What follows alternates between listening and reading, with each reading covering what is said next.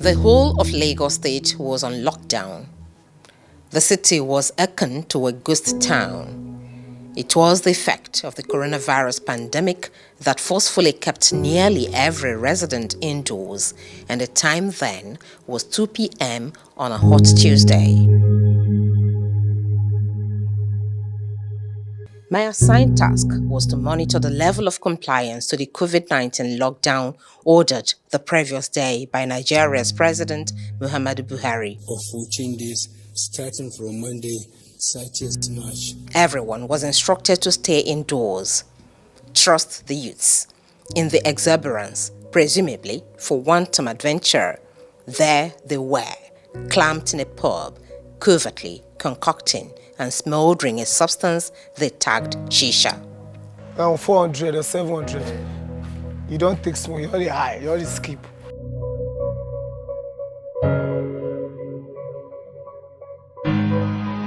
Instantly, my journalistic curiosity got a hold of me.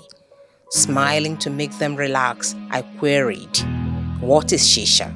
From the way they are thinking of this, they think that is something that is not okay. But for me, I do with shisha, but I don't see any side effects on it. You understand? Because even it's okay than eat their hand and cigarettes. But I prefer smoking shisha than cigarettes.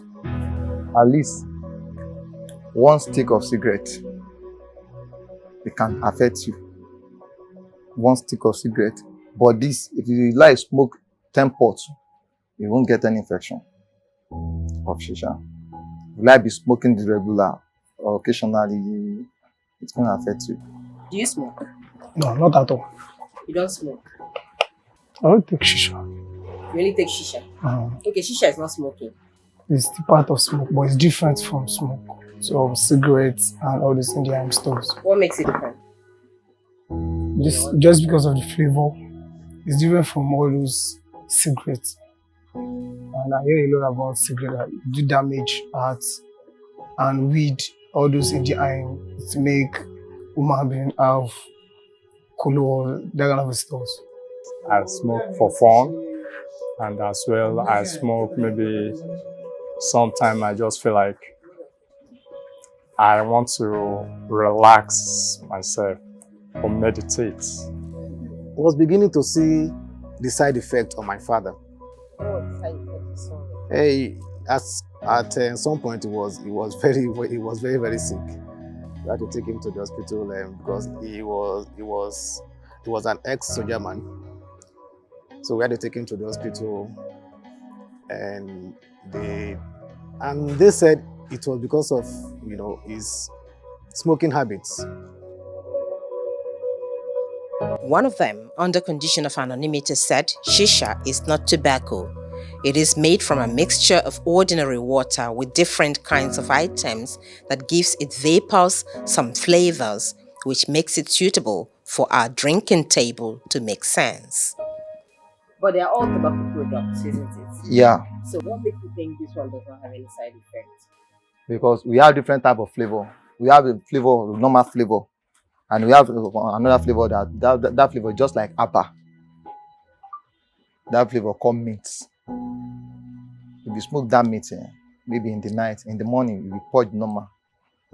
Just like drink agbo. And all the flavor made for the same country, Africa, but they have different names. It's girls that every patronize us very well. Because if maybe you went to a club and you buy a drink that are worth of 500,000, 1 million. Understand? Some girls, they will feel like smoking this. Some men, they're really willing to buy this from me. But girls, they say, baby, wanted to smoke because it makes table make sense. He looked at the others and they nodded their approval to his explanation. Asked if shisha was harmful to their health, in unison, they nodded in the negative. Not harmful, they assumed. That's quite akin to a hoopla of attractive flavors touted by promoters of tobacco products in the guise of reduced harm or cleaner alternatives to conventional cigarette. Perhaps This tendency in the youth to be easily swayed in accepting new ploys was responsible for how some tobacco and related industries have been able to influence scores of youths on the African continent into tobacco intake. With shisha, we tend to have added flavors. Now, flavors are things that appeal to people. So when they are smoking it, they don't feel like they are smoking something that's dangerous. They tend to be smoking things that are appealing to the senses. And because of that added flavor, shisha smokers, they have a false perception that what they are doing is not harmful. Secondly, they tend to smoke for longer periods of time. And what that does is that it's exposing the human body to the dangers of tobacco for a longer period of time. Now, what does this do to the body over time? We all know that yes, tobacco is the most preventable cause of death globally and remains so. Tobacco, well, particularly when taken in through the lungs, as with shisha, it causes lung disease, lung cancer, but not just limited to the lungs. Tobacco is linked to almost every cancer in the whole respiratory tract. So you have cancer of the nose, of the pharynx, of sinuses, of the upper parts of the throat, lower down, and even other parts of the body. Things like cancer of the lungs and other organs. So we're looking at cancers in virtually every aspect of the body. In addition, heart disease. Tobacco is linked to having problems of the heart, and people who smoke tobacco, whether shisha or otherwise, have an increased risk of having heart disease. We're beginning to see youths, kids elsewhere that these products have been introduced, developing complications from that are also, liking to smoking cigarette. So everything that you could get as a smoker, you can get when you smoke shisha, hookah, or you are vaping, or you're doing electric cigarettes. Some of them are even worse because there are studies that have even shown that they even had additives and other contents that are even much more dangerous.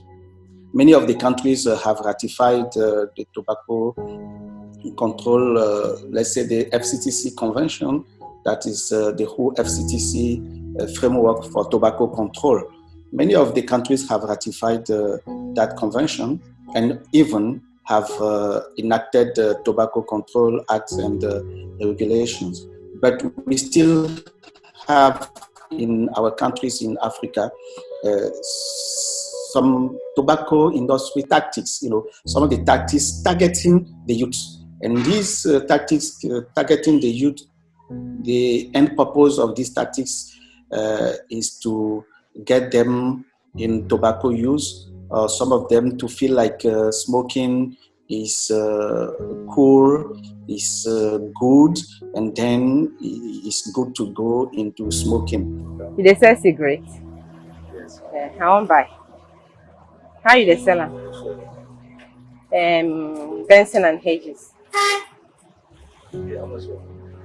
How you dey sell one? Edges 350 naira. Eh? Edges 350 naira. Edges. Okay, Benson Hedges 350 naira. No, but edges 350 naira. Benson 250 naira. Okay. Yeah, give me the one 350 naira. Which one is 50 naira for one stick? Okay, it's 20 naira per stick. Okay, that's 25 naira. Yeah, give me now.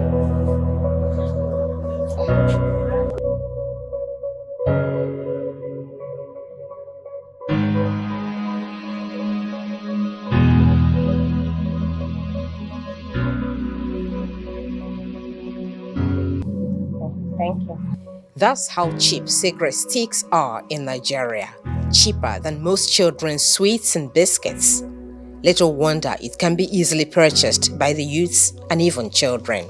Although youths are no longer exposed to tobacco advertisements on television and outdoor billboards, as these have been banned by tobacco control laws in many countries, in line with the World Health Organization's Framework Convention on Tobacco Control, youths are still exposed to sleek packaging and design marketing strategies such as cigarettes shaped deceptively like candy sticks or USB cords, and positioning of cigarettes near sweets and snacks at retail outlets like this one frequented by children.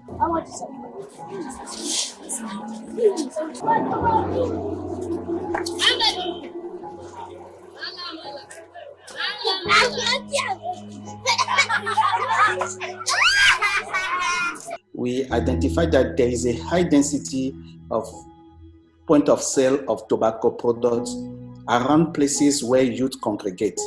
When you see where places where youth congregate, for example, cinemas, clubs, playing ground, all those places you can, or schools, or educational institutions, let's say.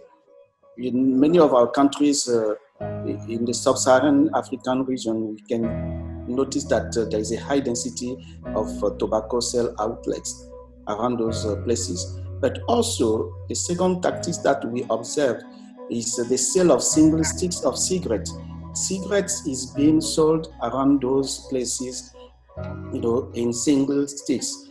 Youths, even children, can go and buy around their schools or around the places where they congregate.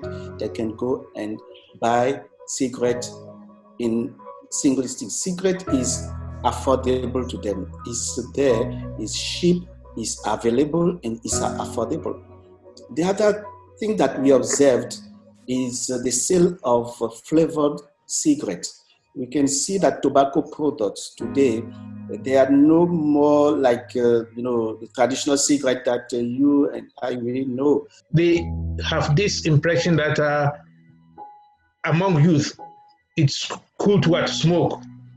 It's what? It makes you have good friends. It makes you sociable. Those are all impressionistic means of getting you to get onto the product, because you, as young youth people, young adults, they want to be cool, right? They are using all kinds of advertising. They are using free sampling of tobacco products. So the industry use a lot of, if you look into their market, their industry, their internal document, they use what we call market segmentation. So they have the money to segment the market, target the market, do very robust and very rigorous research, both psychographic and any form of research, to ensure that they'll be able to grab the attention of youth, to be able to get them to use a tobacco product. This avers how some tobacco companies are using digital marketing techniques and program sponsorship as one of their ways of attracting the new generation of tobacco users. Kano State-based Nigerian youth Lucy Anyagolu, who is one of the British American Tobacco Nigeria Foundation BATNF Wealth is Here campaign recipients, told me, "Although I am yet to access the cash at this time, but I have participated in all the training and mentorship that goes with the package. Already, this has changed my perception about the tobacco industry." The cash fund has not been disbursed, but the training associated with the fund, which would help us manage the fund well, has been going on so smoothly. It gave me a very good understanding that the tobacco industry is very concerned about the food we eat. The tobacco industry is very concerned about the rural farmers. The tobacco industry is very concerned about making sure that our youth are employed. And focusing on agriculture was a very big one, because it showed that they had foresight about the future, about where the wealth is. And that was why the campaign was tagged Wealth is Here. The BATNF's Wealth is Here campaign was launched in 2019 with the mission of reaching over 5 million Nigerian youths via promoting commercial initiatives in agriculture and empowering at least 10 agripreneurs to establish viable industries. The company had dangled the juicy offer through the social media, which were all pecky with the BATNF logo, and as expected, this monetarist magnet pulled many interested and readily ambitious youths. Eventually, Lucy said she later received BATNF's 1 million naira for her business startup, as she told me. So the start prize was 5 million naira, the second prize was 2 million naira, and the third prize was 1 million naira. It comes with a whole lot of fully funded training, boot camps, and mentorship sections with top-notch individuals in the agricultural sector. First, I had to learn a whole lot about pitching. Next, I was introduced to a large group of talented individuals who are willing and capable to build my business for me. Another Nigerian youth, Taiwo Iyola, actually got the BATNF's Wealthy Year campaign 5 million naira star prize. Ordinarily, Taiwo was expected to be quite exultant in being asked to showcase her prowess on a television program. Rather, the reverse is the case. Initially, when she was contacted for the proposed interview, she sounded bubbly. Soon after, her jubilant tune changed to tales of gloom as she bluntly declined the already scheduled interview, citing security reasons via a WhatsApp chat she sent to me. It reads, "I am deeply sorry I have to come up with this decision. I will be declining the interview at this time. This is due to security and prevention issues above others. I hope you understand this." Swiftly, I replied, "No, please, I don't understand, Taiwo. What happened? Or would you rather do a virtual interview if you are not comfortable with a physical one?" I probed. Again, she replied, "A virtual is a good one, but right now, I don't have the go-ahead from my managers. By that, I mean those I am accountable to. Till I resolve some issues with them, I won't be granting interviews linking with them right now." With her sudden U-turn, the journalist courier became rife that there could be the possibility of the tobacco company that gave her the 5 million naira star prize teleguiding her. Additionally, global scientific evidences had shown that tobacco companies often use advertisement and promotional influences to arouse the adolescents' desire to smoke, an instance activities of BATNF and similar corporations had at one time or the other given credence to. They don't want to be seen as the bad guys. They don't want to be seen as the vector of the tobacco disease. And for that reason, they have to create a good image for themselves, because kids are always antagonistic and they are averse when they see what a negative image. So this World Year campaign, who are they targeting? Youth, young adults in colleges, right? That's one of their big markets. And remember that Nigeria has a youthful population. So if they'll be able to grab the youth at this point in time, then they are have a sustainable market. What is the other part of the campaign, which is the Lagos Fair? Who are people going to enter this fair? They are women, right? So they are also targeting. So it's a dual prong approach, targeting youth as well as targeting women. Those two are the critical populations that the tobacco industry need to sustain their market within the country. Youth promotion to agri entrepreneurship, as BAT Nigeria BAT Foundation is doing there in Nigeria. Well, it's a kind of promotion. It's still a promotion targeting youth. We know that we have here a company that is manufacturing a deadly product. They are manufacturing a deadly product. They now take it saying we are going to promote youth through entrepreneurship, agri-entrepreneurship. Still targeting the youth here, because when they go into such a business that's already a deadly business, but now showing another image, is just to shape the image of the company, just to shape the image, showing that they also care of the youth, they also care of the promotion of the. Why you can see that there is a huge amount of youth in Lagos, in many other African big cities, smoking cigarettes, smoking BAT's cigarettes. So this is a concern. This is still a big problem for us. Another ready occurrence is that of Philip Morris International, PMI, which is now funding the Foundation for Smoke-Free World, an organization that partners with prestigious University of Nigeria and Nsukka to sponsor agricultural research and also give scholarships for foreign studies to students who win in a yearly contest for educational development. Few others use proxies such as the United Nations Sustainable Development Goals to end hunger, to promote tobacco business by depicting the industry as a stakeholder in Nigeria's agricultural sector in her drive to achieve food security and improve nutrition, as well as promote sustainable agriculture. So, as the COVID-19 pandemic currently ravages, PMI made donations of hand sanitizers to Kwara State government as part of its corporate social responsibility because its manufacturing plant is located in that region.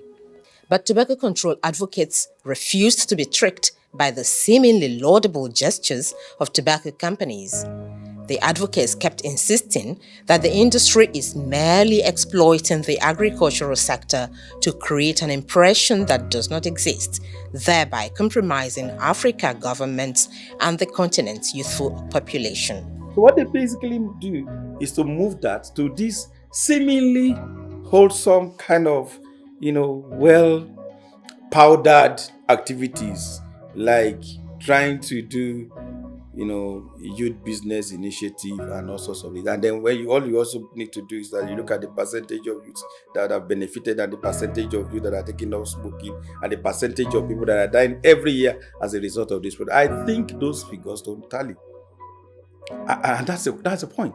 And we have a law, we have a convention that already asks governments around the world to regulate those activities of the tobacco companies, because it is not for any other thing than to manage perception and their image so that they can continue to sell their deadly products. As the brickbat lingers, tobacco companies have contended that their advertisements had in no way interacted with the end decisions of the youths to desire cigarettes. But while they maintained their stance that the increase in the overall craving for tobacco products among young people were not directly due to their commercials, research findings by the US National Cancer Institute NCI 2008 prove otherwise. You know that they're using the social media, where they're using those role models to begin to smoke. When you look at that, post on social media, you see some of them puffing, you see music videos now that are, replics of, smoking scenes and the rest of them. They are trying to promote this because, there's a pop culture is catching up so fast with us. The movie culture is catching up so fast with the Nigerian youth. And this is also the time that now, it's like Nigerian songs now can just not go except it's talking about smoking. And this is extremely worrying for us.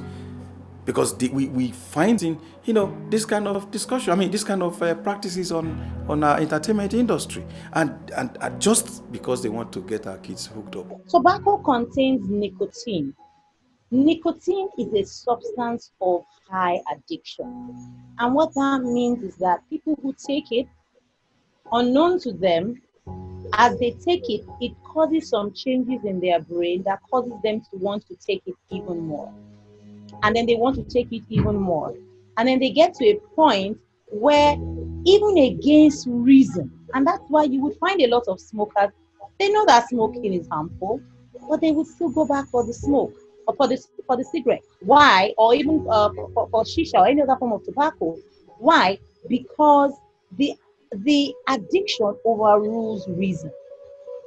And that's the reason why we try to do everything we can to prevent young people from starting to smoke in the first place.